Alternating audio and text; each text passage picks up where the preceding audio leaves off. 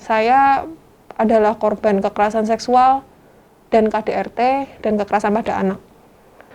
Memang kasus yang saya laporkan tuh perkosaan yang terjadi sejak saya umur 13, tapi pelecehan tuh saya udah terjadi sejak saya umur 6 tahun gitu.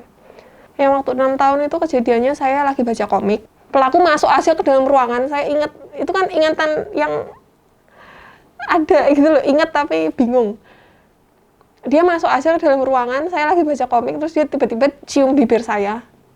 Tiba-tiba gitu, terus dia pergi. Waktu mulai SMP, makin parah pelecehannya waktu itu, misalnya saya tidur malam, dia bisa tiba-tiba masuk ke kamar saya, terus raba-raba seperti itu waktu saya lagi tidur. Dan nggak tahu kenapa di malam itu saya ngerasa, ini kok nggak berakhir-berakhir gitu, ini kok nggak selesai-selesai. Tapi waktu itu udah di titik nggak kuat saya, mau sampai kapan diginiin terus gitu. Ya saya ngomong, 16 April tuh saya lapor ke Polres. Tapi nggak naik-naik. Saya sudah berkali-kali bilang, Pak polisi tolong, kalau bisa naik kan terus Bapak bisa sita atau barang-barangnya, mungkin ada barang bukti itu nanti. Tapi nggak lanjut. Itu saya nggak tahu kenapa. Polresnya pun bilang ini kasusnya terlalu sulit segala macam gitu. Akhirnya dioper ke Polda. Itu sudah bulan November 2018. Dioper ke Polda, di situ baru saya tahu LPSK. Jadi sebelum itu saya nggak tahu. Yang mendampingi saya di dalam ruang sidang waktu itu juga cuma pihak LPSK, karena ternyata pendamping hukum saya nggak boleh masuk bahkan.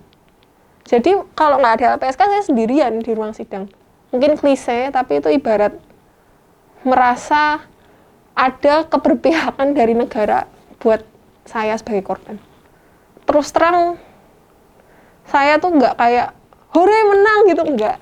Lebih ke untuk orang lain, Pak. Terus terang bagi saya, bagi seorang korban tuh sebetulnya, ya lukanya masih ada di situ.